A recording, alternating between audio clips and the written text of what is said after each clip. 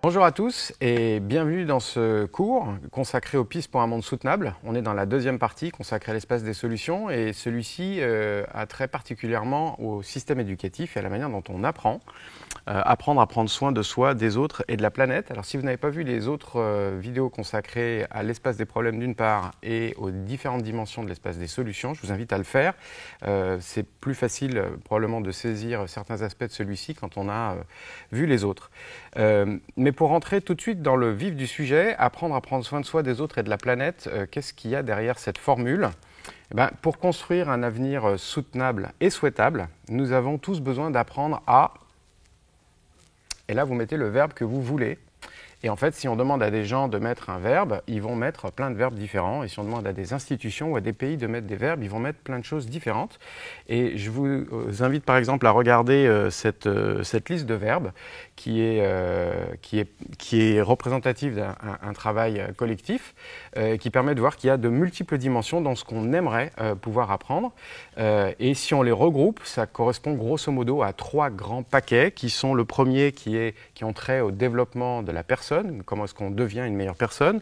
Le deuxième qui est plutôt comment est-ce qu'on vit ensemble, comment est-ce qu'on est citoyen. Et puis le troisième qui est comment est-ce qu'on contribue à la transformation du monde, puisqu'on est cette fois-ci sur le sujet de la transformation, que dans le monde d'aujourd'hui, on pourrait appeler la vie professionnelle ou comment trouver sa place dans le monde d'aujourd'hui. Ces 3 grands groupes, ce n'est pas un hasard, c'est parce que l'école a depuis le début 3 rôles fondamentaux qui sont en partie complémentaires et parfois incompatibles, qui sont le développement de la personne, le développement du collectif et l'insertion professionnelle. Et de ce point de vue-là, il est intéressant de voir que si on pose la question de ce qu'on a besoin d'apprendre, on a 2 choses différentes. Il y a d'une part ce qu'il faut que l'on apprenne pour avoir un avenir souhaitable et soutenable, et il y a une deuxième question qui est de quoi l'école doit se charger. Et si on raisonne sur 2 plans différents, à ce moment-là, c'est peut-être plus simple d'aborder cette question. Donc, je vais vous donner 2 exemples de modèles qui sont utilisés avec une partie de ces verbes, dans 2 modèles différents. Il y en a un, c'est celui qui est utilisé au Canada, où l'accent est mis sur le vivre ensemble et sur la santé mentale et le bien-être des personnes. Et à ce moment-là, on a un modèle où les 3 grands groupes, la résilience, l'activité et l'épanouissement, qui vont conduire à des relations saines, sont inscrites dans un objectif de santé mentale, de bien-être et de vivre ensemble.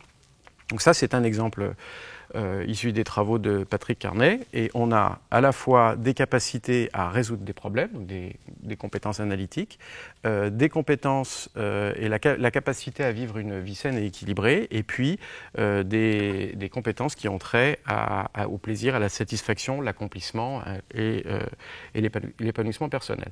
Donc ça, c'est un modèle.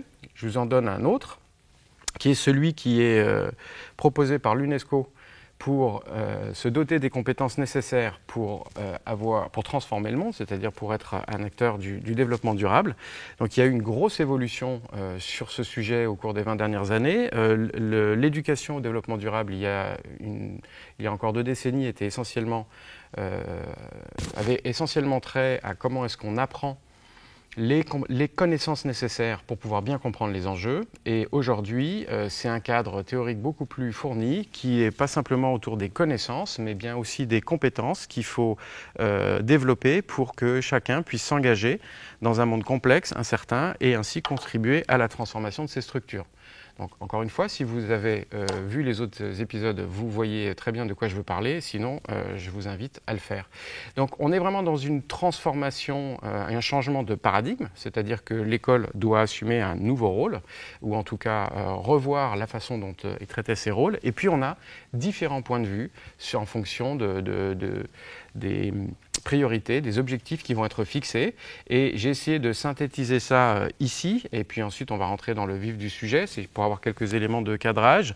Les compétences clés des citoyens de la planète de demain, Ça va dépendre, là encore, d'un pays à l'autre, mais on a fondamentalement 3 grands groupes. Il y en a un qui est autour de ce que j'ai appelé devenir une meilleure personne, c'est la relation à soi, apprendre à se connaître. Donc c'est des compétences comme la connaissance de soi, l'estime de soi, la réflexivité.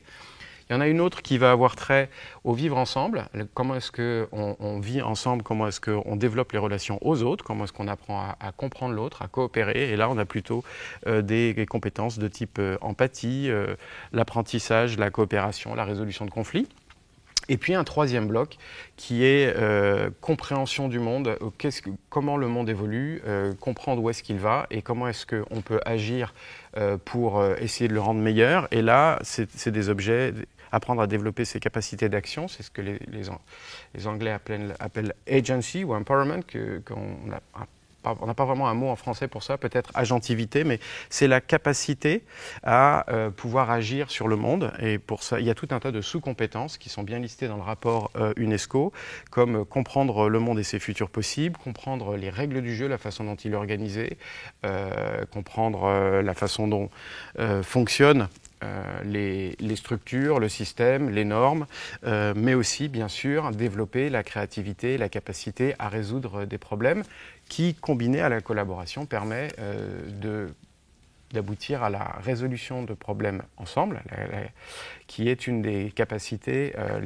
une des compétences les plus importantes, par exemple, pour l'OCDE. Donc on a donc 3 grands ensembles, et à partir de maintenant, je vais vous présenter des exemples d'initiatives assez exceptionnelles dans le monde qui ont trait à certaines ou à tout ou partie de ces différents blocs et on va les regarder par bloc. Donc je vais commencer par quelques éléments de constat, c'est-à-dire faire un rapide portrait de la situation de l'éducation dans le monde avec ses grands enjeux, et ça ne me manque pas.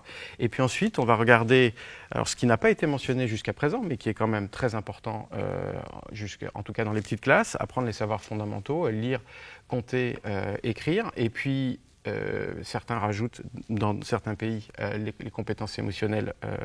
Donc on voit bien que même sur le socle des savoirs fondamentaux, on peut éventuellement discuter.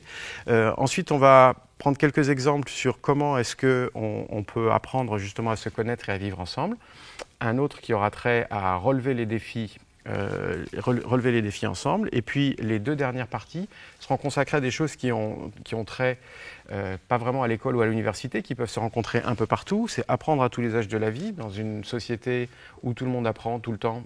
Qu'est-ce qu'on peut développer comme autre manière de faire et qui vient compléter l'école et les dispositifs d'apprentissage classiques. Donc certains parlent d'écosystème apprenant, c'est pas simplement une institution qui va délivrer un savoir, c'est la manière dont on organise l'apprentissage à grande échelle, à tous les âges de la vie. Et puis la dernière partie sera consacrée à la transformation des systèmes éducatifs, parce que c'est un point qui va être extrêmement important dans les années à venir, et il y a de très bons exemples qui nous donnent des éléments sur comment est-ce qu'on réalise ces transformations systémiques. Alors on va commencer par l'état des lieux. Les 2 photos qui viennent, celle-ci et celle d'après, sont issues du Transformation Education Summit, le sommet sur la transformation de l'éducation qui s'est tenu à New York en septembre 2022. Et en septembre 2022, on est dans une situation un peu particulière parce que la crise éducative, ce qu'on appelle la crise éducative, atteint un niveau jamais observé. Il y a près de 170 millions d'enfants qui ne sont pas en classe. Et dans ceux qui sont en classe, il y en a près des 2 tiers qui ne savent pas lire une histoire simple à 10 ans. D'accord. C'est les deux composantes de ce que les Anglais appellent de learning poverty. Pour se représenter ce que veut dire cette crise globale éducative, si on prend 100 enfants dans les pays en voie de développement, on en aura 37 qui sont en classe et qui apprennent bien, on en aura 9 qui ne sont pas en classe, on en aura 44 qui n'ont pas le niveau et qui ne savent pas lire comme il faut une histoire, ils ne comprennent pas une histoire qu'ils lisent à 10 ans. Et puis en orange, on en aura 10 de plus qu'il y a 2 ans. parce qu'il y en a 10 de plus qui sont apparus à cause du Covid. La pandémie a été tellement dure, et si vous vous souvenez, malheureusement, on a été obligé de fermer tellement d'écoles, que les conséquences au niveau global sont monstrueuses. Il y a certains pays dans lesquels le système éducatif est dévasté parce qu'ils ont perdu 2 ans d'éducation, alors que c'était déjà des situations très difficiles. Donc cette crise se rajoute aux précédentes, et on a aujourd'hui un système qui est à régresser par rapport à 2019. Et la situation est particulièrement préoccupante pour les filles, en particulier dans certains pays où elles étaient déjà peu ou moins à l'école que les garçons. Dans certains pays, il y a un différentiel important, et c'est d'autant plus préoccupant que l'éducation des filles est le facteur le plus important pour le développement social et économique d'un pays, mais aussi environnemental. Ça a été bien étudié que les effets sur le changement climatique, la relation entre éducation et changement climatique, et l'éducation des femmes est le premier facteur qui va permettre le contrôle des naissances, parce que chaque année qui va être gagnée chaque année d'études supplémentaires est une année pendant laquelle la femme ou la jeune fille va pouvoir développer ses capacités de choix, de empowerment, d'agentivité, de capacité à penser pour elle-même. Et c'est ça qui va progressivement permettre de réguler les naissances pour se concentrer sur les naissances choisies, non pas les naissances subies. Et dans une transition démographique d'un pays, c'est un facteur qui compte énormément. Or, la démographie joue un rôle prépondérant dans le futur des émissions de carbone. Ce n'est pas le seul facteur, mais c'est un des facteurs importants. Si on en vient maintenant au rapport de l'UNESCO qui a été publié en 2022, qui fait l'état de l'art et qui propose ce qu'il faut faire, j'ai extrait ces phrases qui sont quand même significatives. Aujourd'hui, les risques majeurs qui menacent l'humanité et la planète nous obligent à réinventer de toute urgence l'éducation afin de mieux nous préparer aux défis qui se profilent à l'horizon. Cet acte de réimagination implique de travailler ensemble pour créer des avenirs partagés et interdépendants. Donc le rôle critique de l'éducation que l'on a vu et les problèmes auxquels on est confronté doivent être surmontés dans les années à venir pour que l'on puisse se projeter dans un monde durable et soutenable. Le problème essentiel, c'est que, et c'est encore souligné par le rapport, c'est que les méthodes d'enseignement et d'apprentissage actuelles sont dépassées, voire contre-productives. Elles sont en effet à l'origine de certaines de nos difficultés à relever les défis d'aujourd'hui. Donc il ne s'agit pas simplement de répondre aux enjeux de la crise éducative telle qu'on l'a vu, il s'agit aussi de profondément transformer le système parce qu'il est aujourd'hui en partie obsolète pour répondre à nos enjeux. Alors je vais vous en donner quelques exemples de cette obsolescence. Pourquoi est-ce que le rapport de l'UNESCO écrit cette phrase ? Voilà la déclaration du ministre du Burkina Faso, le ministre de l'Éducation du Burkina Faso en septembre. En 2022, les élèves du Burkina Faso connaissent mieux les villes de France que celles de leur propre pays. C'est un exemple assez remarquable de connaissances qui ne sont pas forcément très utiles. Et donc le programme n'est pas adapté aux besoins du pays. Mais ce n'est pas une question de pays, personne n'y échappe, on a tous beaucoup à balayer devant notre porte. Et puis ce n'est pas simplement une question d'éducation dans les petites classes, c'est aussi le cas dans les universités. Donc par exemple, les médecins, que ce soit en France, en Belgique ou aux États-Unis, les différentes études montrent que les médecins sont de moins en moins empathiques au fur et à mesure des années d'études. Or, l'empathie est quand même une des compétences clés pour un médecin. Donc, on a un système d'études, un système universitaire qui va diminuer l'une des compétences les plus importantes nécessaires pour le travail. Et ce n'est pas simplement les médecins qui vont perdre de l'empathie au fur et à mesure des années, c'est aussi que le niveau d'empathie, lui, a baissé depuis 50 ans. Donc là, vous avez aux États-Unis l'étude du niveau d'empathie des jeunes médecins qui décroît des années 70 à nos jours. Donc le système qui a été mis en place, l'évolution du système universitaire des études de médecine est en train d'éroder la capacité d'empathie des futurs médecins. Donc il y a bien quelque chose à faire. Alors on peut multiplier les exemples, je vais en prendre encore deux. Le système PISA, c'est le système de l'OCDE qui classe les pays en fonction de la capacité des enfants à savoir lire, faire des mathématiques et comprendre certains objets scientifiques. Donc très régulièrement, le Singapour est parmi les meilleurs pays du monde. Et donc ici, il est premier ou second, suivant comment on compte, au coude à coude avec la Chine. Eh bien, le prix à payer pour cette performance scolaire remarquable, c'est que les petits Singapouriens sont beaucoup plus anxieux et stressés que les jeunes d'autres pays. Et c'est quelque chose qui est extrêmement préoccupant et on y reviendra à la fin de cette vidéo. Donc, on a un système qui est peut-être très bon pour enseigner un certain nombre de facteurs, mais qui va avoir des impacts négatifs sur des compétences essentielles, comme on l'a vu au début, sur l'estime de soi, la confiance en soi, la capacité à apprendre et à se sentir bien. Alors un dernier exemple, qui est une sorte d'extension du premier, c'est que en fait, le système, dans sa massification, le fait d'avoir beaucoup de personnes à évaluer, s'est spécialisé notamment en Asie dans des tests répétés, très stéréotypés, dans lesquels il faut avoir un maximum de points. Et ce test, le High Test Score Overlearning, dont parle Kyung-Hin Kim, a des effets dramatiques chez les petits asiatiques, mais donc à Singapour, en Chine, en Corée. Donc Kyung-Hin Kim, c'est une chercheuse d'origine sud-coréenne qui maintenant travaille aux États-Unis et elle a donc connu le système coréen de près et elle a travaillé avec enfin, elle avait fait une thèse en Corée et puis aux États-Unis, elle est revenue. Elle a refait une thèse cette fois-ci sur la créativité auprès du pape mondial de la créativité qui s'appelle Torrance.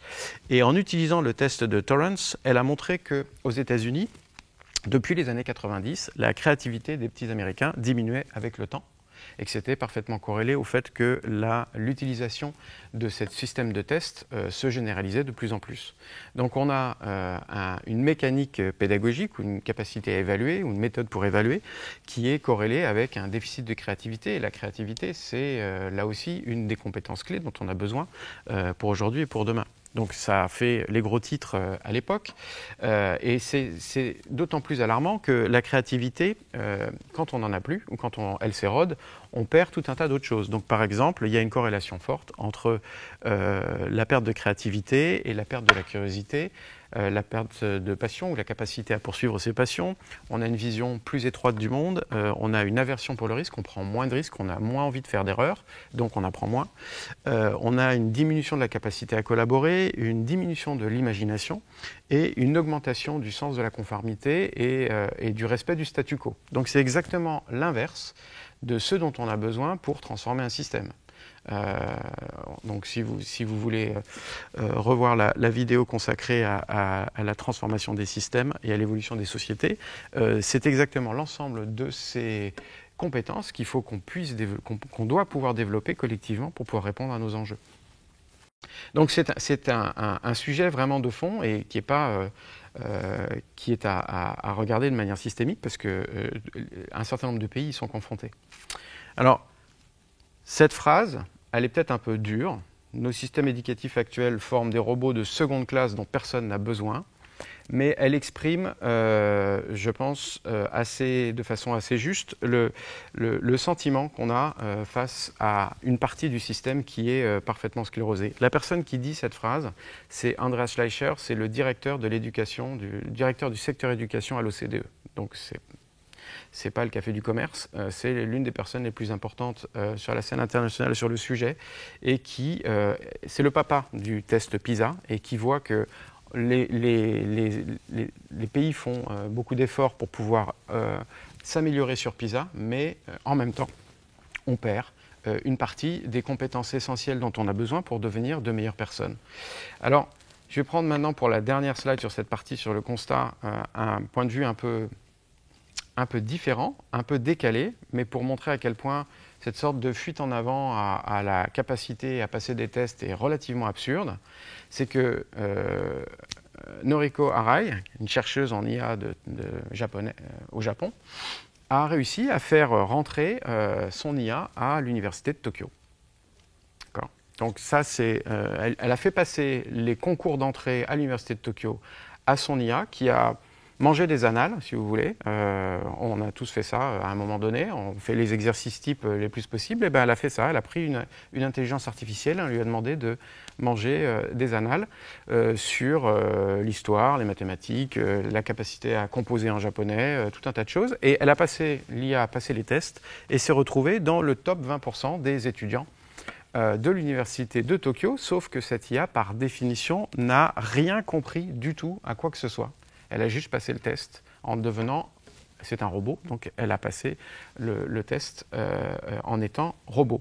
Donc je pense que l'expression d'Andreas Schleicher prend plus de sens, c'est que notre système s'est progressivement transformé dans un système pour sélectionner des processus systématisés, standardisés, robotisés, et donc pour pouvoir s'y conformer et avoir de bonnes notes, on perd une partie des qualités essentielles qu'on devrait au contraire développer au cours de nos études. Donc c'est ça le fond du problème, en plus évidemment de la crise éducative telle qu'elle a été présentée dans un certain nombre de pays, et on n'est pas à l'abri que ça revienne dans certains endroits, quel que soit le pays. Il y a aussi cette question fondamentale qui est sur les compétences à acquérir et comment on les acquiert. Donc tout ça amène le rapport de l'UNESCO à conclure qu'une réforme radicale et urgente de l'éducation au niveau mondial est nécessaire pour réparer les injustices du passé, renforcer notre capacité à agir ensemble pour un avenir plus durable. Donc cette réforme radicale, on va maintenant regarder dans les différentes parties comment est-ce qu'elle peut se mettre en place, qu'est-ce qui existe déjà et sur quoi on peut s'appuyer. Donc si on passe à la section d'après, sur apprendre les savoirs fondamentaux, donc il y a beaucoup de pays, comme on l'a vu, où la situation est très très difficile, et il y a aussi, et heureusement, plein de gens formidables et de pays qui font des choses formidables, et je voulais vous en présenter quelques-uns parce que c'est absolument remarquable. Donc ça, c'est un rapport Brookings Institute il y a quelques années qui s'appelle Millions Learning, Scaling Up Quality Education in Developing Countries. Comment est-ce qu'on fait pour faire passer à l'échelle des modèles d'éducation dans les pays en voie de développement. Et la Brookings Institution, j'en parlerai aussi à la fin, c'est une institution importante parce que ça fait 100 ans qu'elle étudie les politiques éducatives dans le monde. Donc elle connaît bien ces sujets. Donc dans ce rapport, il y a une sélection donc évidemment, vous ne pouvez pas lire, mais ce n'est pas le but, hein, c'est juste pour illustrer le fait que ça vient du monde entier. Dans ce rapport, il y a une sélection d'initiatives remarquables aux quatre coins du globe. J'ai choisi de vous en présenter 3. La première, qui s'appelle Escuela Nueva, qui a été créée par Vicky Colbert. En Colombie, Vicky Colbert a créé un système pour aller vraiment dans les endroits en Colombie où il n'y avait plus d'école, où les enfants étaient totalement déscolarisés, et elle a mis en place une méthode et des processus pour améliorer la qualité des écoles primaires et secondaires, et puis avec des méthodes très particulières par rapport aux méthodes classiques. L'apprentissage était systématiquement actif, coopératif, les élèves s'enseignent mutuellement, il y a beaucoup d'intertutorat, d'intermentorat.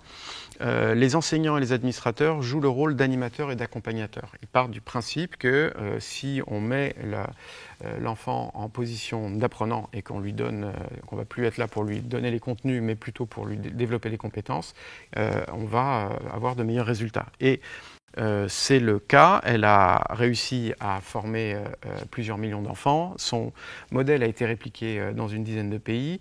Elle a formé beaucoup d'enseignants. C'est vraiment un travail remarquable qu'elle continue d'ailleurs. Et elle a été la première femme à recevoir, la première personne tout court, mais à recevoir le prix WISE de l'éducation. Donc, un autre exemple qui vient cette fois-ci du Bangladesh, donc pays vraiment pauvre parmi les plus pauvres, où un monsieur vraiment très très inspirant, monsieur Abed, donc là-bas qu'ils appellent Abed Bey, le frère Abed. C'était une personne qui travaillait dans le privé, qui avait une très belle situation et puis qui, du jour au lendemain, a tout changé pour s'intéresser à la manière d'aider les plus pauvres. Et dans les années 70, il a mis en place un programme pour aider l'ensemble de la population, surtout ceux qui sont les plus éloignés des canaux traditionnels, à comprendre comment est-ce qu'on peut comment est-ce qu'on peut préparer de l'eau pour se réhydrater quand on a des épidémies diarrhéiques. Donc là, le pays était ravagé par des épidémies de diarrhée et il a conçu un programme qui se base sur la télévision, la radio, le bouche à bouche, pour aller vraiment au plus près des populations, pour expliquer comment on fait pour se réhydrater sans se recontaminer. Et 75%, en 10 ans, 75% de la population avait acquis cette connaissance et la perpétuer dans les familles. Donc ça a été un des moyens de se protéger collectivement contre les épisodes diarrhéiques. Alors, fort de ça, mais pas seulement, il a construit une ONG qui est protéiforme, qui fait énormément de choses, et en particulier sur l'éducation. Si vous allez sur le site, vous verrez l'ensemble des choses qu'ils font, c'est juste absolument extraordinaire.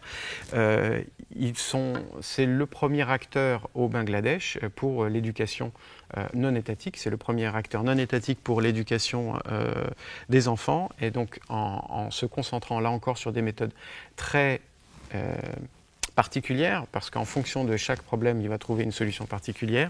On peut apprendre par la radio, on peut apprendre au téléphone. Donc ça, c'est lors du Covid, si tout le monde est chez soi, il faut bien apprendre autrement. Je pense qu'on a tous connu ça maintenant. Depuis les années 70, ils développent des méthodes alternatives pour pouvoir faire rentrer l'acquisition des connaissances et des compétences d'une autre manière. Et les chiffres parlent d'eux-mêmes.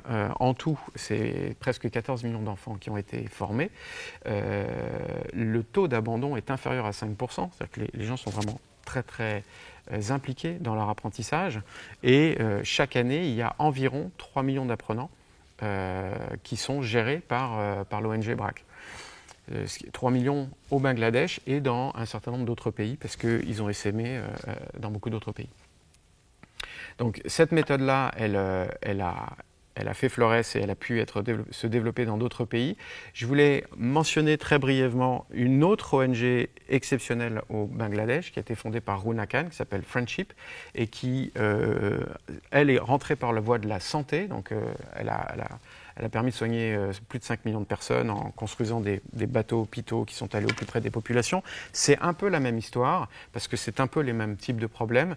Et Runa Khan a aussi développé quelque chose de très systémique où, grâce à ces bateaux et à la proximité de la population, elle s'est intéressée non seulement à la santé, mais aussi au microcrédit, au développement économique, à la capacité des gens à apprendre un certain nombre de choses. Et donc maintenant, elle vient sur l'éducation, avec des chiffres qui sont évidemment moins impressionnants que BRAC, mais c'est vraiment le même sujet. Et on voit cet effet global et systémique, et ce n'est pas juste un sujet particulier qui traite.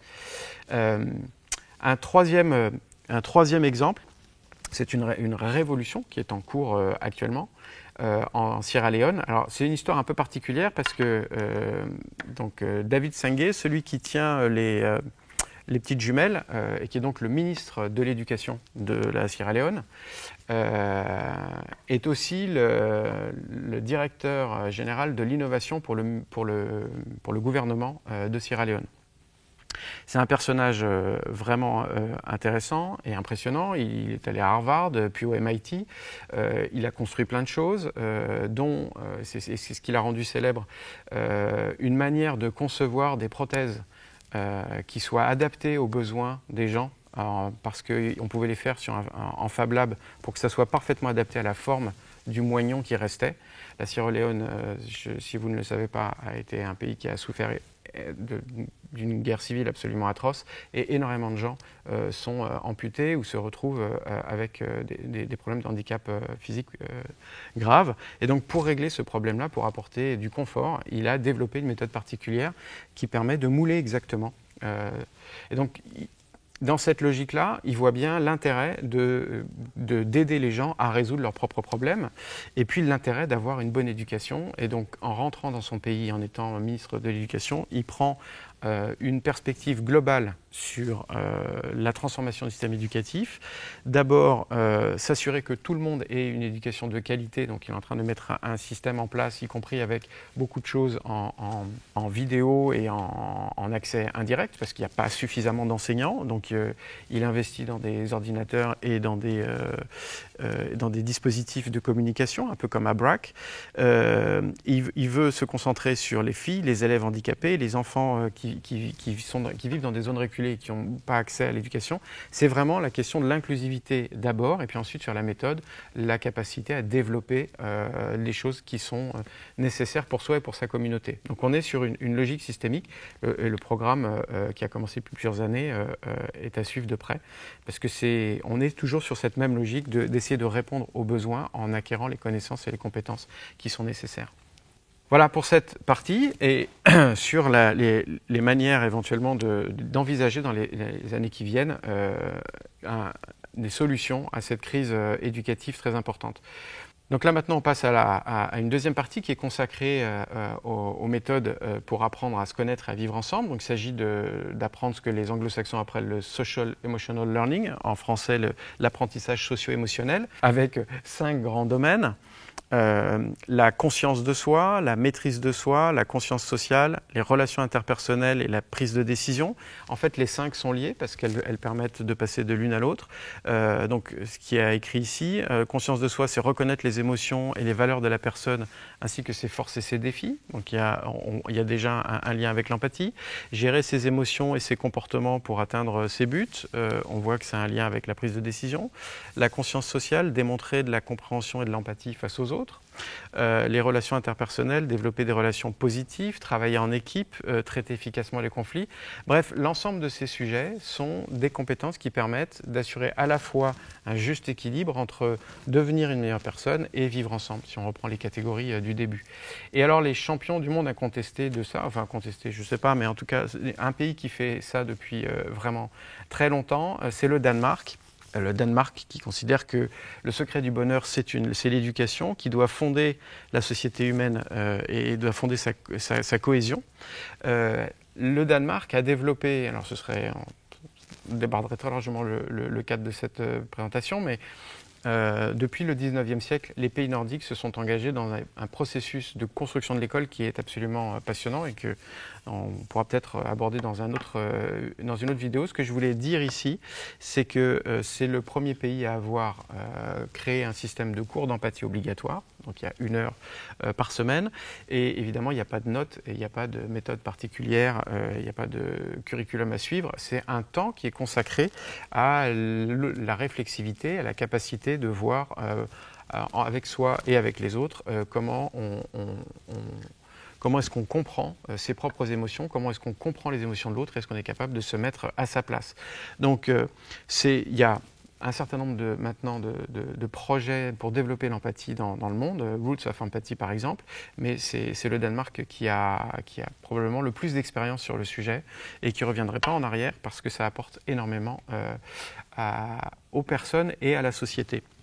Un autre exemple vient d'une ONG indienne qui s'appelle Dream a Dream, qui a été fondée par Vishal Talreja, qui est aussi une personne absolument remarquable, et qui lui avait déjà un réseau d'écoles dans lequel il aidait les enfants les plus pauvres en Inde à trouver la voie d'une construction intérieure. Donc, leur apprendre à apprendre, leur apprendre la résilience, l'estime de soi. Et donc, il jouait énormément sur ces compétences de développement personnel et collectif.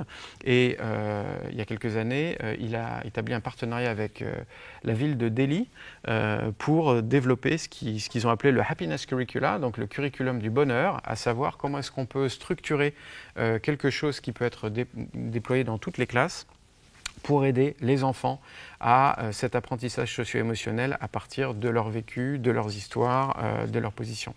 Donc c'est une expérience en cours et qui touche près de 800 000 enfants.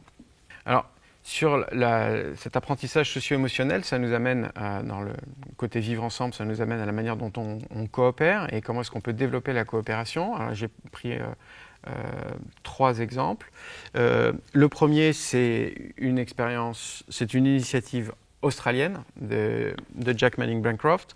Alors, Jack, c'est une personne aussi assez remarquable. Il est issu des Premières Nations. C'est un aborigène. Et il a souffert de discrimination à l'école et il a souffert d'être différent. Et donc, de cette frustration, de cette blessure personnelle, il en a fait un programme qui s'appelle M, c'est le Australian Indigenous Mentoring Experience. Et comme il parle français, M, c'est pour M. Et ce M, c'est un programme qui va mettre en relation des étudiants brillants qui ont tout compris avec des étudiants issus de milieux défavorisés et donc essentiellement des personnes des Premières Nations. En France, on dit encore aborigènes, mais ils appellent ça les personnes issues des Premières Nations. Et ce système de mentorat permet à des élèves, par exemple en master, d'aller former des élèves au collège ou au lycée.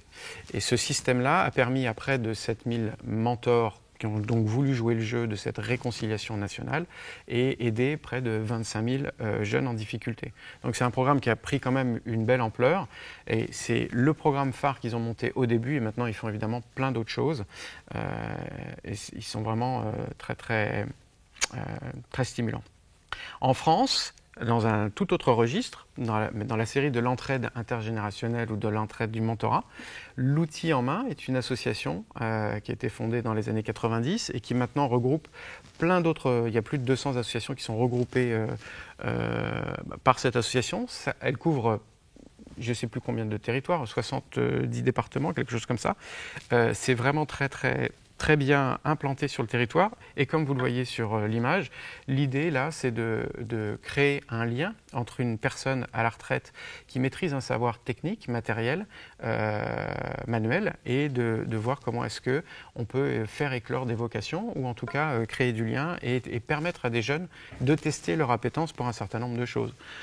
Et ce qui est intéressant dans cette démarche, c'est d'avoir l'essai d'abord, de pouvoir s'essayer au travail du bois, des métaux, la cuisine, le jardinage, tout un tas de choses. Et ensuite, s'il y a une véritable appétence, à ce moment-là se crée un lien avec un mentor et puis un accompagnement pour développer ces qualités. Alors une autre forme de collaboration qui est peut-être pour le modèle français, peut-être un petit peu plus exotique, c'est la coopération radicale entre enseignants. Donc c'est un modèle qui est né au Japon, mais qui est utilisé maintenant, qui s'est développé dans d'autres pays. Moi, je l'ai observé à Singapour. Il y a d'autres pays asiatiques, notamment, qui l'utilisent. Le principe est assez simple.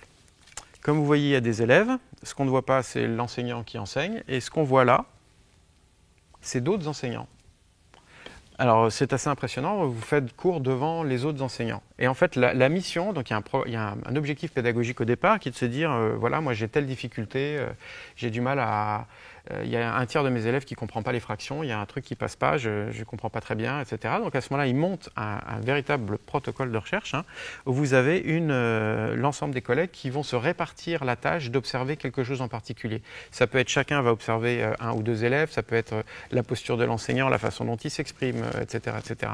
Et à la fin du cours, tout le monde se réunit et le feedback général à 360 de la manière dont s'est passée la classe est restitué à l'enseignant qui peut comme ça voir les choses sur lesquelles il peut s'améliorer, parce que quand on fait quelque chose par construction, on ne voit pas la manière dont on le fait. Et c'est évidemment pas à sens unique. Une fois que c'est fait, peut-être que le mois d'après, l'enseignant en question fera partie du groupe de personnes qui regardera la manière dont fonctionne un collègue, la manière dont il l'enseigne, et ça crée, on n'est plus du tout dans de la défiance et dans du jugement et de la hiérarchie, on est au contraire dans la meilleure manière d'apprendre en groupe, à créer de la cohésion et à s'entraider pour apprendre ensemble. Alors il y a évidemment d'autres initiatives, je passe rapidement, mais c'est presque une évidence. Dans le monde d'aujourd'hui et le monde de demain, une des choses qui nous manque le plus, c'est notre rapport à la nature qui s'étiole, qui s'érode, qui s'efface.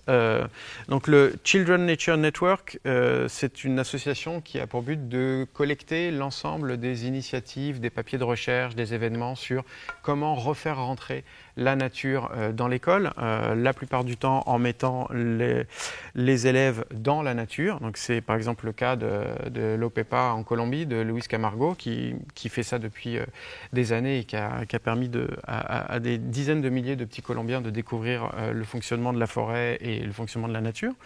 Mais ça peut être Ça peut être plein d'autres dimensions. J'attire votre attention sur leur slogan qui est quand même intéressant. More green, less green. Hein, plus de vivants, moins d'écran. Plus de vivants, moins d'écran parce que d'après leurs chiffres, c'est probablement basé sur les US, enfin sur les États-Unis, mais je serais curieux de connaître les nôtres. Ils parlent de 44 heures devant les écrans par semaine et de 10 minutes dehors par semaine. Donc c'est sûr qu'on n'est pas sorti des ronces. Avec des chiffres pareils, comment est-ce que vous voulez que collectivement on s'intéresse à la manière de vivre en accord avec la nature si on ne la connaît pas du tout? Voilà. C'est aussi un sujet très important et qu'on oublie trop souvent. Donc la partie qui vient, on va maintenant regarder les initiatives qui s'intéressent à la manière d'apprendre à relever des défis ensemble. C'est-à-dire comment est-ce que, au lieu d'apprendre quelque chose pour avoir une note, on apprend à faire un projet personnel ou collectif qui répond à un besoin. Et c'est la grande question pour Antonio Guterres, qui est donc le secrétaire général des Nations Unies, lorsqu'il était dans son discours de clôture au Transformation Education Summit en septembre, a donc dit cette phrase: l'éducation doit aider les gens à apprendre en mettant l'accent sur la résolution de problèmes et la collaboration.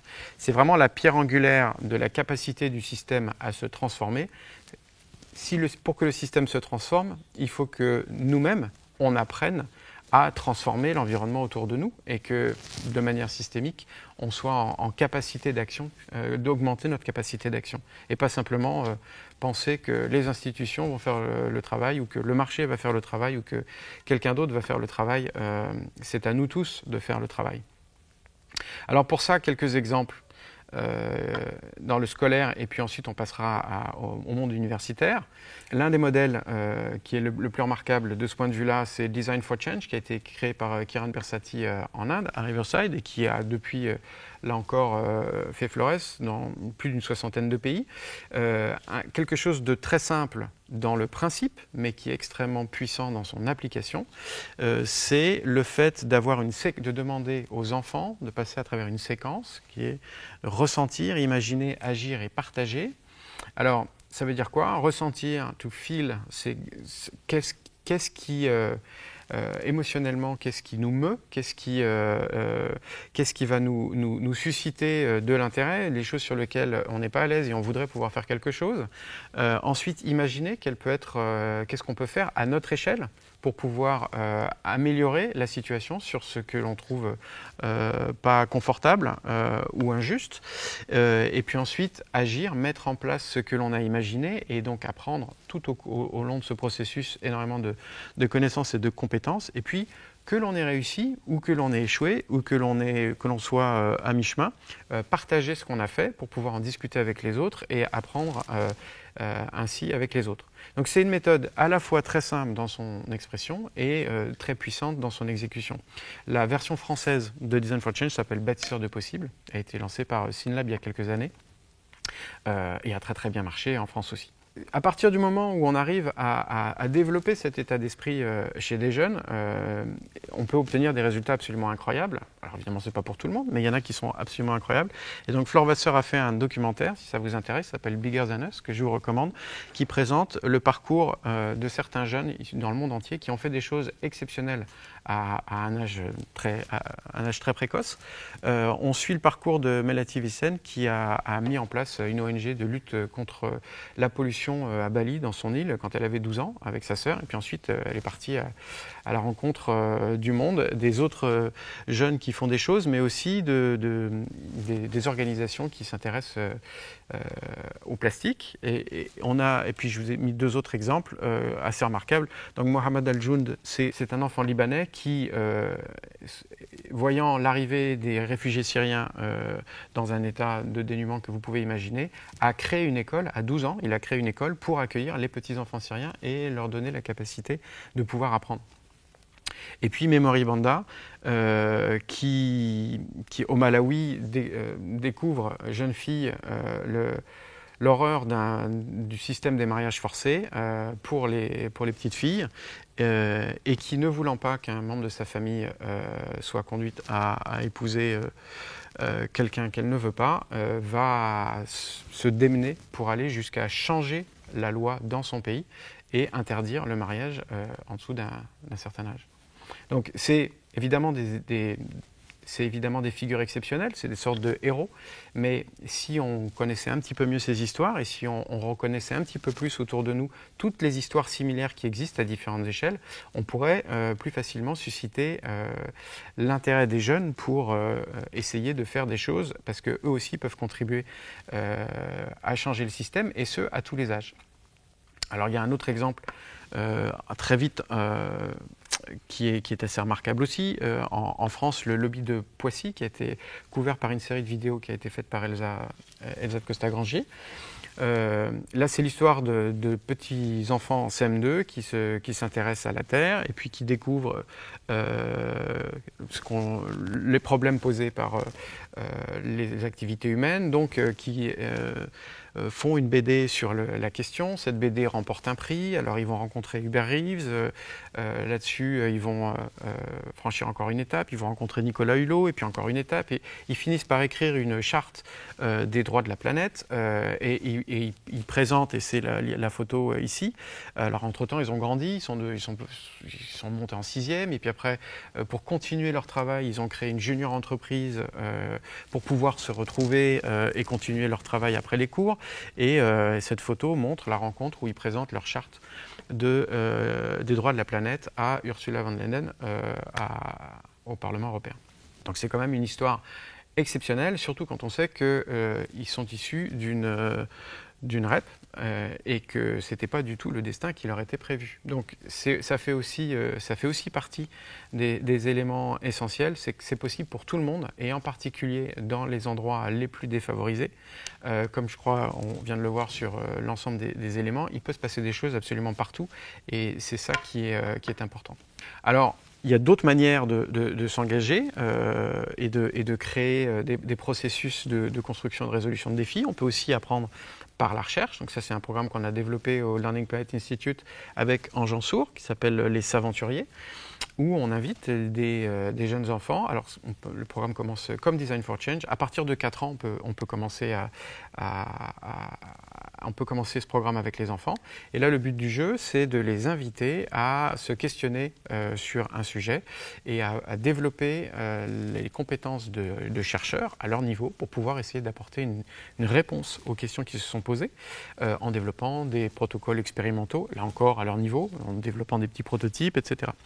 Et le point essentiel là-dedans, c'est de faire le lien entre l'enseignant qui est intéressé par ce projet pédagogique et qui souhaite accompagner une classe, et en fonction du sujet qu'ils auront choisi entre l'enseignant et les élèves, c'est de faire un couplage avec un mentor qui connaît ce champ, qui est un expert de ce champ, soit parce que c'est un chercheur, soit parce que c'est un doctorant ou quelqu'un qui a un master sur le sujet, et qui va donc pouvoir aider la classe, non pas en leur donnant la réponse, mais en les guidant sur la méthode. Donc là, c'est un changement de posture. On ne parle que de changement de posture, en fait, si on regarde bien, mais l'enseignant n'a pas forcément la réponse. L'enseignant va chercher avec les élèves, et c'est ça qui change tout. Et puis, la dernière modalité que je voulais vous présenter, il y en a évidemment bien d'autres, mais qui est très exemplaire, c'est celle de développer des choses par le jeu, parce que finalement on est des mammifères, le jeu c'est la meilleure manière d'apprendre dans bien des cas, c'est comme ça pour plein d'espèces, c'est aussi le cas pour nous, il n'y a qu'à voir les petits enfants comment est-ce qu'ils apprennent, et donc il y a des gens qui ont poussé cette logique très loin, et donc Quest to Learn, c'est une école à New York qui est basée sur l'apprentissage par le jeu. Mais ce n'est pas simplement l'apprentissage par le jeu, c'est-à-dire que les connaissances et les compétences essentielles sont apprises par le jeu. Mais pour que les élèves comprennent bien comment ça fonctionne, ils ont comme exercice de faire des jeux pour faire apprendre des connaissances et des compétences qui les intéressent. Donc développer des jeux qui ont pour mission de développer des compétences particulières, ça c'est une approche qui est très intéressante. Et je prends juste un exemple qui n'a pas été développé par Quest to Learn, mais que certains d'entre vous doivent connaître. Nos ados ou nos pré-ados sont passionnés par un jeu qui s'appelle Minecraft, dans lequel on peut faire un peu comme un Lego, des constructions incroyables en ligne. Alors ça, je pense que tout le monde le sait. Ce que tout le monde ne sait peut-être pas, c'est que Minecraft est un système décentralisé où il y a différents serveurs, donc vous choisissez là où vous voulez jouer. Et donc les jeunes enfants, parce que ça commence très tôt, quand ils ont le virus, découvrent très vite que certains serveurs ont des règles qui sont différentes les uns des autres, puisque c'est le propriétaire du serveur qui va décider des règles à appliquer. Et donc, ils découvrent qu'ils font les expériences de différents systèmes de régulation, de différentes institutions, si vous voulez, et ils choisissent celles qui leur correspondent le mieux, et ils rentrent aussi dans des débats parfois très techniques sur l'importance de telle ou telle régulation, ou sur comment est-ce qu'on change les règles, ou comment est-ce qu'on organise autrement la vie de la communauté, parce qu'ils trouvent qu'ils ont été traités de manière juste ou pas juste, etc. Donc ils développent, on croit qu'ils jouent au Lego, et en fait ils développent une capacité d'analyse systémique de la régulation qui est assez remarquable, et c'est un très bon moyen pour tester par exemple des systèmes politiques ou d'entente dans une communauté. Alors maintenant on va passer à l'université. Alors l'université, entre guillemets, c'est dans le prolongement de ce qu'on vient de dire, c'est là où ça peut prendre encore plus d'ampleur parce qu'il y a beaucoup d'apprentissage par projet, on a le contact avec la recherche. Et si on regarde bien, alors les chiffres sont peut-être plus exactement ceux-là, mais l'ordre de grandeur, c'est qu'il y a environ 100 millions d'étudiants dans les universités aujourd'hui, dans le monde. Et donc imaginez que ces étudiants soient non pas en train d'apprendre les fondamentaux de leur discipline, mais les apprennent à travers la construction d'un projet personnel ou collectif pour répondre à des enjeux qu'ils ont eux, ou que la ville a, ou que leur communauté a. On n'est plus tout à fait sur le même sujet. On obtient 100 millions de chercheurs de solutions qui sont en formation, mais qui apprennent par la recherche et l'entrepreneuriat social. Donc si on imagine Design for Change et les Saventuriers à l'échelle des universités de la planète, on obtient une force, on libère la créativité humaine à une échelle absolument sans précédent. Donc ça, c'est quelque chose qui revient très régulièrement depuis longtemps. Hein. Jeff Mulgan avait fait un papier là-dessus il y a près de 10 ans. Mais c'est une sorte d'injonction aujourd'hui, parce que dans la situation dans laquelle on est, c'est une des pistes les plus prometteuses. Et puis, c'est ce que veulent les étudiants, donc ça tombe bien. Alors, que peuvent faire les écoles et les universités ? Pour faire vite, j'ai choisi 4 éléments.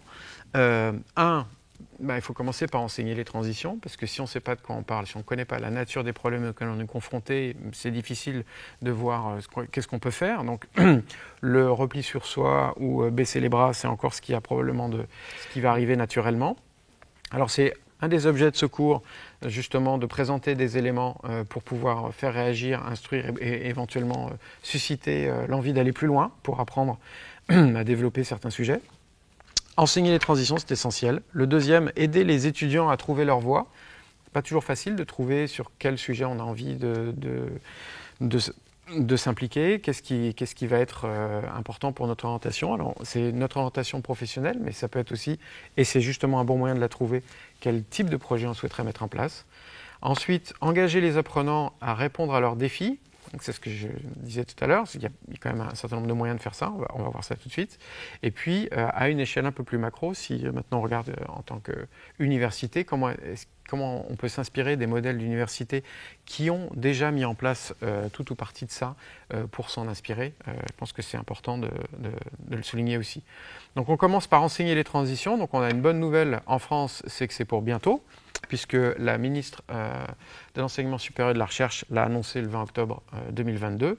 Toutes les formations existantes devront évoluer pour intégrer les enjeux de la transition écologique. Donc là maintenant, voilà, on n'a plus le choix, il va falloir le faire, et de nouvelles formations seront proposées aux étudiants pour former aux nouveaux métiers de la transition écologique. Par exemple, il manque plus de 10 000 ingénieurs en énergie spécialisés en énergie renouvelable pour accompagner la progression dans les 10 ans qui viennent. Par exemple, c'est un des exemples. Mais quand on voit l'ensemble de ce que l'on peut mettre en place et de ce qu'il faut faire, et les vidéos précédentes en donnent un aperçu, on voit bien que le marché du travail et le marché de la formation n'est pas du tout adapté avec les besoins. Donc cette transformation, voilà, on espère que cette annonce va permettre d'aller dans le bon sens. Alors maintenant, comment est-ce qu'on aide les étudiants à trouver leur voie? Alors ce qu'on a mis en place nous ici, et puis qui a été développé après dans d'autres universités, et je pense que dans le monde entier il doit y avoir beaucoup d'exemples là-dessus maintenant, c'est comment est-ce que vous arrivez à aider les étudiants à trouver ce qui leur convient, Alors, nous, on utilise la méthode de l'ikigai. Très rapidement, c'est une série de questionnaires et de discussions en collectif qui permettent à chacun de mieux comprendre, la première chose, ce que l'on aime faire. La deuxième, ce que l'on sait faire, ce pourquoi on est doué ou ce qu'on a envie d'apprendre. La troisième, ce dont le monde a besoin, c'est quelles sont la réalité des enjeux et quels sont les problèmes auxquels on peut contribuer.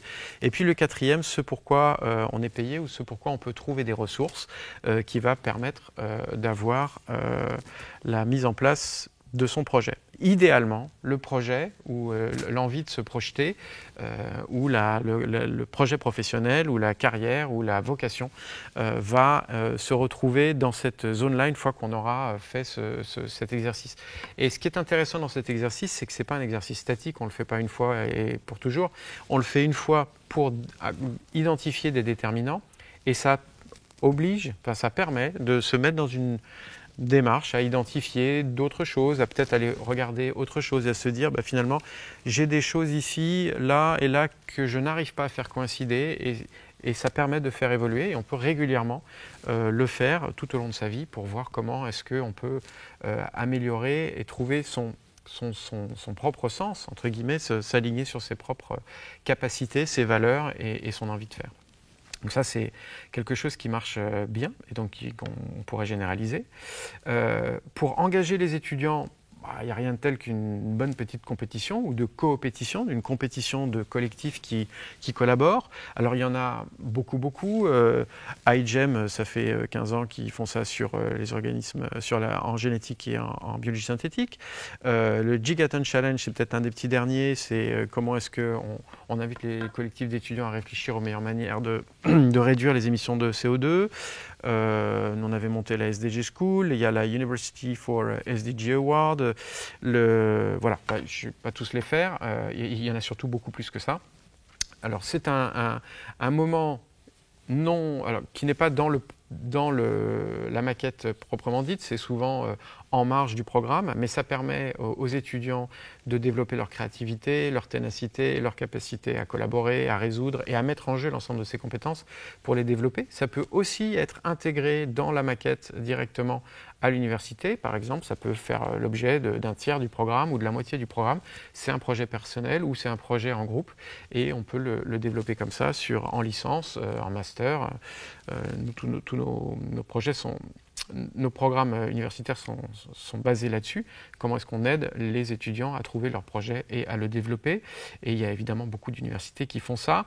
L'une des universités les plus en pointe maintenant, si on veut s'inspirer de ce qui se fait, je dirais, de mieux sur la transformation du système universitaire, l'une des meilleures vraiment, c'est Arizona State University. Ça tient en partie à la personnalité hors norme de son président, Michael Crow, qui a écrit 2 livres sur la transformation du système universitaire, Designing the New American University et puis The Fifth Wave, The Evolution of American Higher Education, qui dresse un portrait extrêmement dur évidemment de la situation aux États-Unis on a vu la question des tests et de la créativité. Ce qu'on peut rajouter, c'est que c'est une course, une hyper compétition très très difficile entre les chercheurs qui conduit aussi à une explosion des disciplines et qui empêche de travailler ensemble sur des problèmes. Et puis il y a évidemment cette question de l'argent qui est très très importante puisque le coût astronomique des études aujourd'hui fait que ça laisse beaucoup de gens dehors. Et donc, il prend le parti inverse et il y a 20 ans, quand il prend la tête de Arizona State University, qui est une petite université de province, de l'État d'Arizona, il en a fait le fleuron mondial en 20 ans. Ça fait 8 ans d'affilée qu'il a le prix de l'université la plus innovante des États-Unis, décernée par ses pairs, c'est-à-dire les présidents des autres universités américaines, y compris les plus grosses. Ce que je trouve remarquable dans la charte qu'il a écrite il y a 20 ans quand il a pris la tête d'ASU et qui reste le cap pour l'ensemble des personnes qui le rejoignent et qui adhèrent au projet et qui veulent travailler avec lui, c'est celle-ci. L'université, c'est une université de recherche publique qui ne se mesure pas à ceux qu'elle exclut, mais à ceux qu'elle inclut. Donc déjà par rapport à toutes les universités qui vont faire payer très très cher leurs droits d'entrée, on est sur un sujet complètement différent. Il ne s'agit pas d'avoir le top 5% et faire payer un maximum des gens très très brillants pour essayer de les amener le plus haut possible. Il s'agit au contraire de s'intéresser à qu'est-ce qu'on fait pour les 95 autres pourcents. On traite aussi les 5%, mais c'est qu'est-ce qu'on fait de tous les autres. Et puis, alors, elle ne se mesure pas à celle qu'elle exclut, mais à celle qu'elle inclut, et à la manière dont ils réussissent. Il ne s'agit pas simplement d'avoir réussi à les amener à un certain niveau, c'est de les suivre après et de s'assurer qu'ils vont bien développer, bien s'insérer dans la société, développer un travail qui va leur permettre de vivre décemment, etc.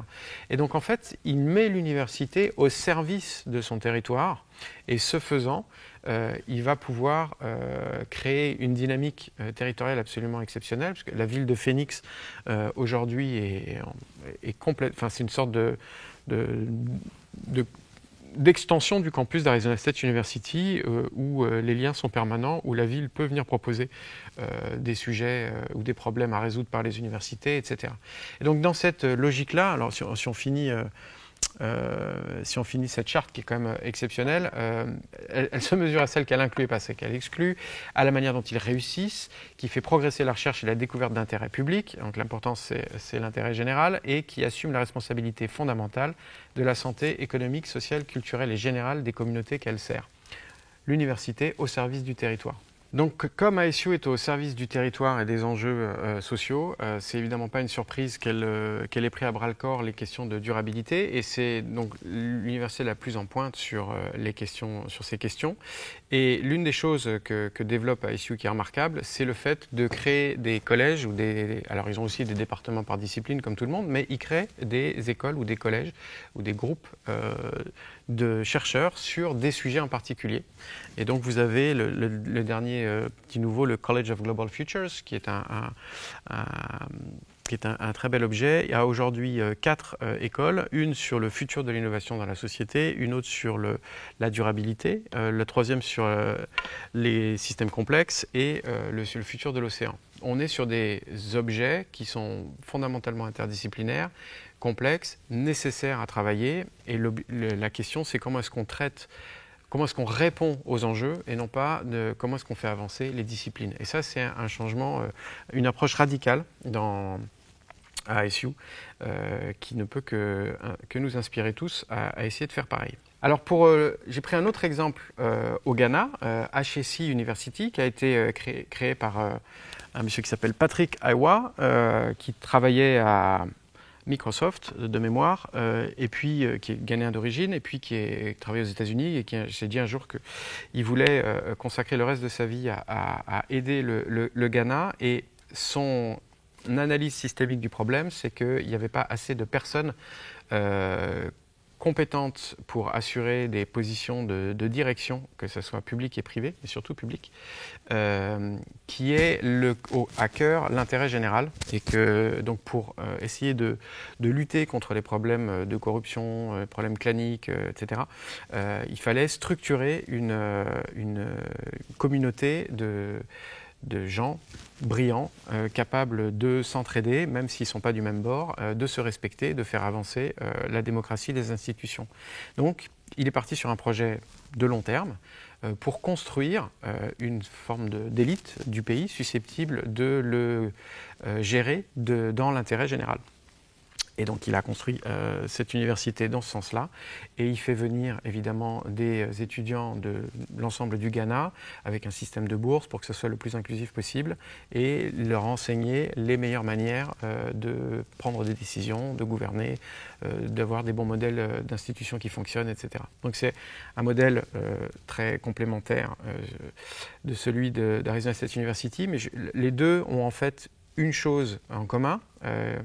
Et c'est peut-être ça le dénominateur de ce que devraient être toutes les universités et les écoles d'aujourd'hui, c'est de s'intéresser à la manière dont on essaie de résoudre les problèmes les plus importants, les plus fondamentaux, à savoir notre relation à l'intérêt général, notre relation au commun, et comment est-ce qu'on recrée une manière de les gouverner qui soit efficace. Alors cette diapositive va me permettre de faire la transition avec le prochain le prochain bloc, qui est celui d'apprendre à tous les âges de la vie, et donc sortir un peu des murs de l'université. Il se trouve que là, on va y rester, dans les murs de l'université. C'est une initiative de NUS, de National University of Singapore.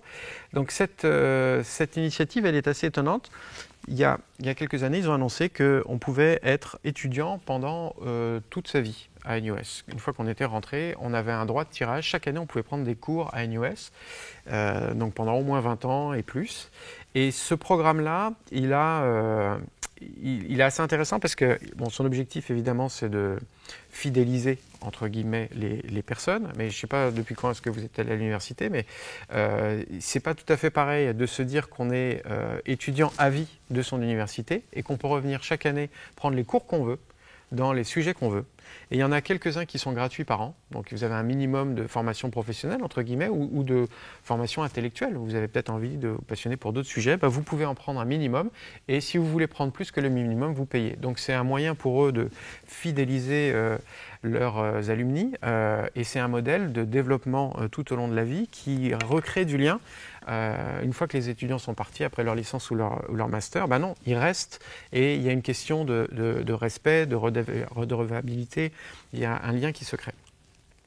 Il y a d'autres moyens de créer du lien avec l'université et donc de pouvoir rentrer dans la vie du territoire. Une expérience au Sénégal assez étonnante, c'est celle des ENO, des espaces numériques ouverts. Donc, l'université virtuelle du Sénégal, qui est basée à Dakar, a pour objet de créer des cours en ligne. Mais ça ne suffit pas de créer des cours en ligne, parce que qui va les prendre et dans quelles conditions? Donc, le gouvernement a créé des espaces numériques ouverts. Alors aujourd'hui, il y en a 16, je crois, et l'objectif, c'est d'en avoir 50, d'en avoir un par préfecture pour couvrir l'ensemble du territoire. Ce sont des lieux où il y a beaucoup de matériel informatique, bien sûr, pour pouvoir suivre les cours, mais aussi pour pouvoir travailler en collaboration sur des sujets, pour pouvoir créer des classes, faire venir des intervenants, discuter avec les problèmes de la ville pour pouvoir voir qu'est-ce qu'on peut faire ensemble, etc. Ça crée un lien entre les territoires. Ça va bien au-delà d'une relation universitaire et du cours. Pour prendre un exemple, c'est aussi par là que se fait déjà la télémédecine. Vous pouvez faire une échographie à l'autre bout du pays, vous envoyez les images et le médecin va regarder et donner son avis. Donc de créer une sorte de lieu unique qui permet aux communautés de se rassembler et d'avoir un lien avec une expertise, puisqu'ils n'ont pas la capacité d'avoir cette expertise diffusée partout, ils ont trouvé un moyen de faire monter en compétence tout le monde et de répondre aux besoins des populations locales.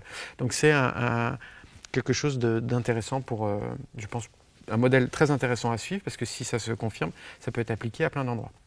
Alors on apprend évidemment à tous les âges de la vie partout. L'endroit où on apprenait avant, c'était la bibliothèque. Helsinki a refait entièrement sa bibliothèque, la Oodi Library, que j'ai eu la chance de visiter. Et c'est un endroit assez remarquable. Donc, c'est du design finlandais, donc forcément c'est remarquable. Mais ce n'est pas simplement un endroit où vous pouvez venir lire. C'est un endroit où vous pouvez venir avec vos enfants, jouer, apprendre.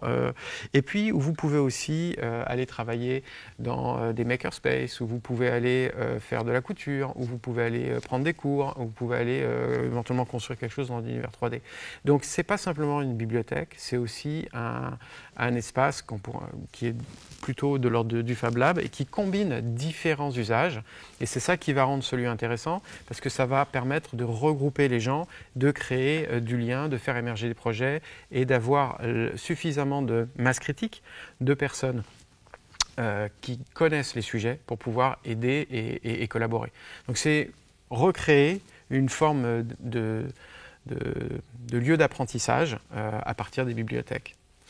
On a un exemple très similaire juste à côté de chez nous, l'Académie du Climat. C'est l'ancienne mairie du 4e arrondissement qui a été débaptisée lorsque les arrondissements étaient fusionnés et qui est devenue l'Académie du Climat, dans laquelle des jeunes, alors c'est au départ fait pour les jeunes, mais il y a des jeunes et puis des moins jeunes, qui viennent, c'est en accès libre, assister à des conférences, s'instruire, discuter de projets, monter des projets et trouver un c'est un lieu qui permet de trouver des gens qui s'intéressent au même sujet et donc qui peut aussi permettre de répondre aux questions. C'est un endroit où on peut aller trouver de l'expertise, c'est un endroit où on peut développer des envies. Donc on est là aussi dans un système plus territorial et qui n'est pas directement lié à l'université.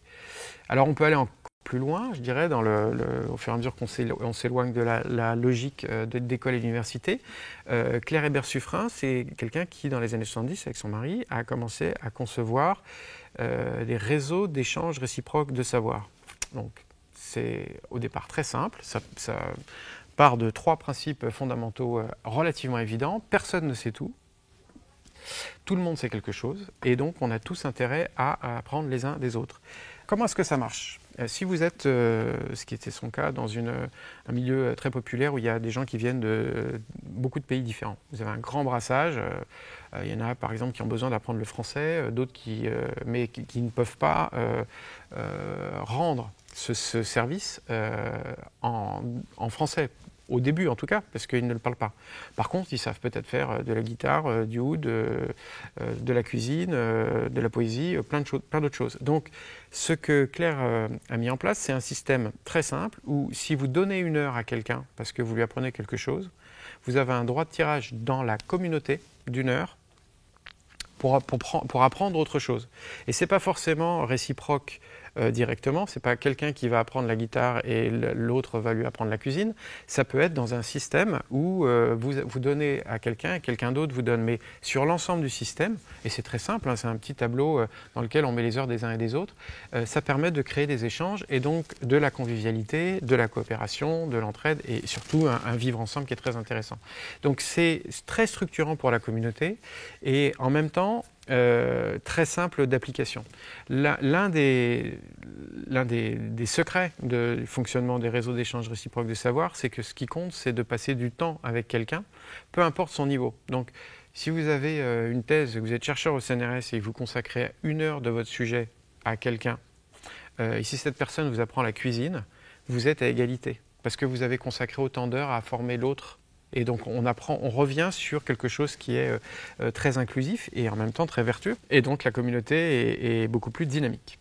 Alors on va encore plus loin avec les expériences de Manish Jain qui est donc un grand spécialiste de l'éducation. Il a été consultant pour l'UNESCO pendant des années. Et donc lui, il a vraiment une approche radicale de la transformation par l'éducation. Il pense qu'il faut qu'on déconstruise l'ensemble de ce qu'on sait autour de ça et revenir sur des fondamentaux qui sont très très profonds. Et l'une des choses les plus remarquables, je trouve, qu'il ait fait, c'est son initiative à Jaipur, où il est allé donner des cours et mettre en place des systèmes d'apprentissage avec des détenus. Parce qu'ici, on est dans une prison. Et donc les personnes qui viennent ici déclamer de la poésie, et puis pour d'autres, c'est présenter leurs concerts, etc., ce sont des condamnés qui vivent dans une cellule avec aucune perspective d'avenir.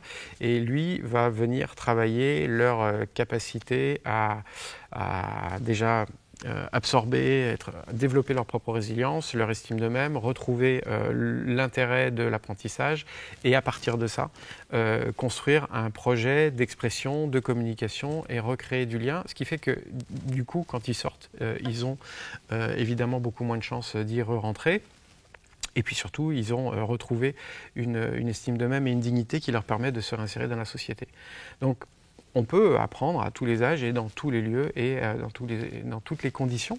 Et si on veut pouvoir créer justement ces conditions d'inclusivité et de soutenabilité, on doit pouvoir explorer l'ensemble des pistes. Alors la dernière, pour aller encore presque un cran plus loin, mais je ne sais pas, c'est pas une compétition, mais un sujet qui est peut-être encore plus touchant, c'est l'expérience de Bibliothèques sans frontières qui depuis des années maintenant arrive à apporter grâce à ce petit dispositif que je vais vous expliquer, des capacités d'apprentissage dans des camps de réfugiés ou dans des endroits où il n'y a plus rien.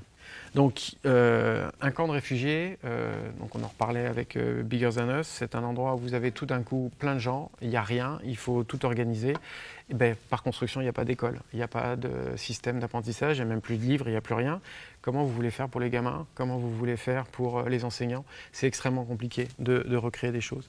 Et donc, en partenariat avec le Haut Commissariat aux réfugiés et avec Philippe Stark, ils ont designé ces petites mallettes qui sont conçues pour être envoyées à un endroit dans lequel il y a non seulement les ressources, mais des dispositifs pour utiliser des ressources. Donc vous les déployez, ça fait des tables et des chaises. Vous avez la possibilité d'avoir les livres dans les langues qui sont parlées. Vous avez maintenant des tablettes, des ordinateurs qui sont reliés. Il y a des clés USB pour les endroits où il n'y a pas d'accès à Internet. Vous avez des clés USB où il y avait tout Wikipédia qui est dessus. Donc, comment est-ce qu'on crée une sorte de situation d'apprentissage d'urgence qui permette d'offrir un minimum d'entrée pour créer un endroit où on peut apprendre? Il faut savoir que dans les camps de réfugiés, les personnes restent en moyenne 15 ans ou 17 ans, quelque chose, c'est à peu près ça l'ordre de grandeur. Donc, il y a des enfants qui sont nés dans les camps de réfugiés qui vont passer toute leur enfance et toute leur adolescence dans un camp de réfugiés. Donc, si on n'a pas la possibilité d'y créer, c'est 70 millions de personnes quand même, donc si on n'a pas la possibilité de créer des systèmes d'apprentissage qui leur assurent une vie émotionnelle, intellectuelle et cognitive suffisante, c'est des personnes qui sont après très très difficiles qui seront vraiment dans des conditions terribles pour après. Donc, un autre exemple de la manière dont, si on réfléchit au problème autrement, on peut arriver à faire des choses assez exceptionnelles. Donc, j'arrête là mon tour d'horizon très très rapide, à droite à gauche, de quelques exemples de ce qu'on peut faire pour pouvoir penser une autre manière d'apprendre et d'enseigner sur le territoire. Et puis, pour les deux derniers exemples, je vais m'intéresser à la transformation des systèmes. C'est-à-dire comment est-ce qu'on aborde. Là, on a parlé beaucoup de choses qui sont remarquables, qui sont très émouvantes, mais qui, même si c'est à grande échelle, sont des choses qui ne sont pas, à part pour l'exemple de la Sierra Leone, qui ne sont pas dirigées par un ministère, donc qui ne sont pas étatiques, et donc qui sont soumis à tout un tas d'aléas et qui alors peuvent être un système complémentaire, en particulier pour les plus pauvres, mais qui n'a pas vocation à se substituer ou à transformer. Ouais. Donc comment on fait pour transformer un système? Donc ça, c'est une question qui est vraiment essentielle pour évidemment tout ce qu'on vient de se dire dans cette vidéo et toutes les autres. Et le rapport qui vient de sortir, qui s'appelle Transforming Education Systems, The Why, The What and The How, qui a été préparé pour le sommet sur la transformation des systèmes éducatifs de New York, dont je vous ai déjà parlé, vient de la Brookings Institute, dont je vous ai déjà parlé aussi, qui étudie cette question depuis 100 ans. Et donc cette phrase que j'ai mise en exergue, elle est fondamentale dans l'analyse des différentes transformations réussies. La transformation doit commencer par un examen des objectifs de nos systèmes éducatifs. Il faut procéder à une évaluation franche. Les objectifs sont-ils adaptés aujourd'hui et sont-ils largement partagés par la société? Si la réponse est non, la transformation implique de repositionner toutes les composantes du système éducatif pour qu'elles contribuent de manière cohérente à un nouvel objectif partagé.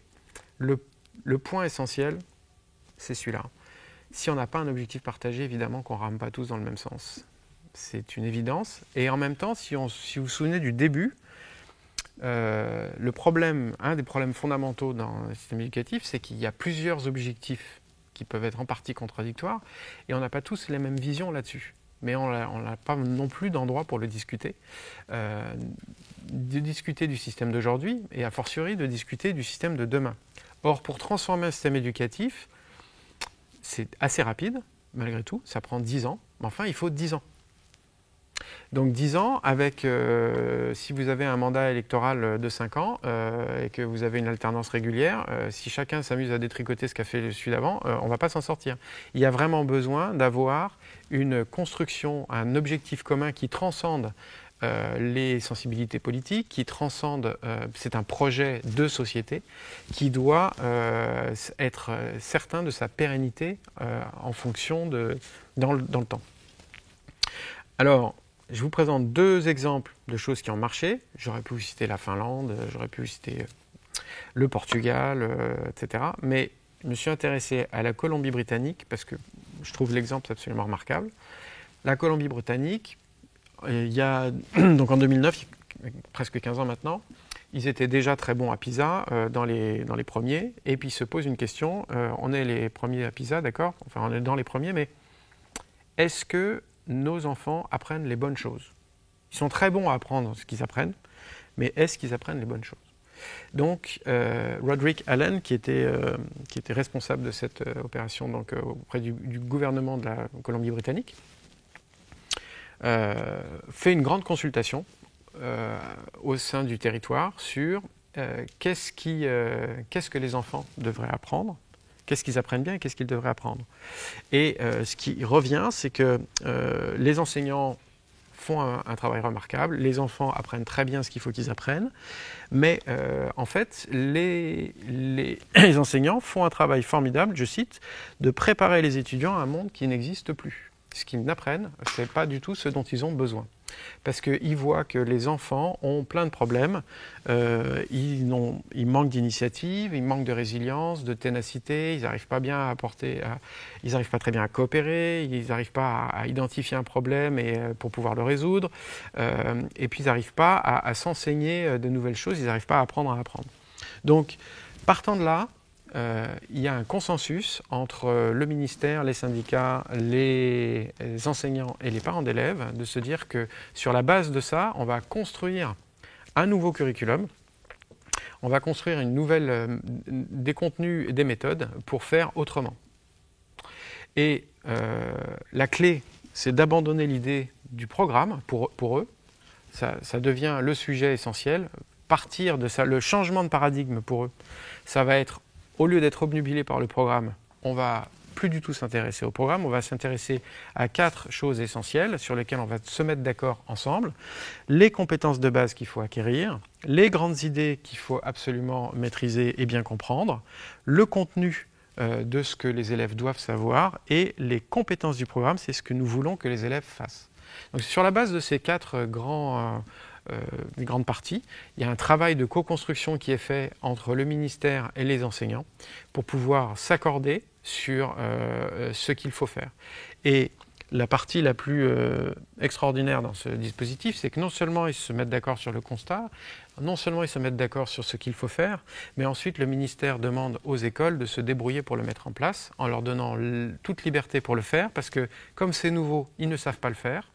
Et donc c'est à eux d'essayer des choses et à s'entraider pour voir comment est-ce que, sur 10 ans, ils vont passer de l'un à l'autre. Voilà.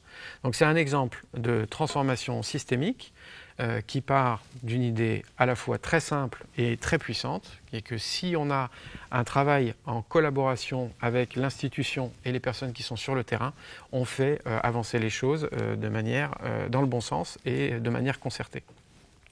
Et le dernier exemple que je voulais vous donner, c'est pour revenir sur ces pauvres petits Singapouriens extrêmement stressés il y a 10 ans. Singapour a un système très très particulier, c'est que dans leurs analyses systémiques, en fait, ils ont programmé l'évolution du système. Donc tous les 5 ans, ils ont une réforme structurelle en fonction de ce que la recherche chez eux et dans le monde aura annoncé. Et donc quand ils ont vu à quel point leur système dérivait vers beaucoup trop de stress chez les jeunes enfants en particulier, ils sont allés, ils ont revu leur copie et depuis 2019, ils ont mis en place une réforme qui est en cours aujourd'hui. Et aujourd'hui, les petits Singapouriens ne sont plus en compétition les uns avec les autres. Il n'y a plus de notes jusqu'à 8 ans. Ils se concentrent sur leurs progrès et développent leur réflexivité sur leur capacité à développer leur propre savoir. Ils apprennent à apprendre et à devenir des apprenants tout au long de leur vie. Le curriculum est centré sur le bien-être de l'enfant et le vivre ensemble, et plus sur l'hypercompétitivité. Donc c'est un changement, là encore, radical de paradigme. Et ce qui est intéressant dans cet exemple-ci, c'est qu'il est construit dans le système. C'est-à-dire que le système est construit pour, tous les 5 ans, se repositionner en se disant, par rapport à ce qu'on fait, qu'est-ce qu'on change? Et si on doit le changer parce que la recherche et le terrain nous disent la même chose, alors on se met en ordre de bataille pour le faire. Donc voilà un exemple assez remarquable de réforme. Pour la petite histoire, parce que j'ai un copain qui a travaillé dans cette réforme, disait que l'une des sources d'inspiration pour eux, c'était nos écoles maternelles. Quand ils sont venus en Learning Expedition en France et qu'ils ont vu comment fonctionnaient nos écoles maternelles, où il n'y avait pas de notes et où ils n'étaient pas en compétition, ils se sont dit ça c'est vraiment intéressant. Donc c'est un des éléments qui a contribué à faire changer leur système. Ce qui fait qu'on peut tous apprendre les uns des autres. Et c'est un peu la conclusion où je voudrais maintenant arriver, c'est qu'entre vivre ensemble et transformer le monde et devenir une meilleure personne, si on veut pouvoir construire un avenir soutenable et souhaitable, on a vu qu'on devait entreprendre des réformes radicales urgentes de ce que l'on apprend et des manières d'apprendre. C'est les contenus, c'est les compétences, c'est les méthodes. Mais pour ça, et à la vue de ce qu'on vient de voir, enfin, ce que j'ai pris plaisir à vous partager, j'espère que vous en êtes d'accord, le meilleur moyen d'accélérer ce type de transformation, c'est encore d'apprendre les uns des autres, parce qu'il se passe énormément de choses, et il y a déjà des pays qui le font, d'avoir cette logique d'apprendre les uns des autres. Donc ce qu'on a mis en place à travers la Learning Planet Alliance, c'est exactement ça, c'est de se dire finalement, toutes les organisations qui sont intéressées par ce type de choses, et aujourd'hui on a près de 250 partenaires, mais ça augmente chaque année, on peut trouver les moyens de partager nos expériences, de voir ce que l'on peut faire ensemble, de voir ce que l'on peut apprendre l'un de l'autre. Et un des moyens qu'on a de faire ça et de faire vivre ce mouvement et de créer ces espaces d'apprentissage pour développer des collaborations, c'est de créer tous les ans, la 3e semaine de janvier, un festival de l'apprendre, un Learning Planet Festival qui permet justement à tout à chacun de venir écouter. C'est ouvert et c'est gratuit. C'est maintenant dans le monde entier. Il y a plus de 500 sessions rien que pour l'année qui vient et ça augmente chaque année. Ça permet d'aller voir, d'aller prendre des informations, d'aller s'inspirer, d'aller voir ce qui se fait, parce qu'on a besoin de se nourrir les uns les autres de ce qui marche pour pouvoir construire les solutions qui vont fonctionner chez nous. Voilà. Et sur ce, vous êtes les bienvenus pour la prochaine édition et à bientôt.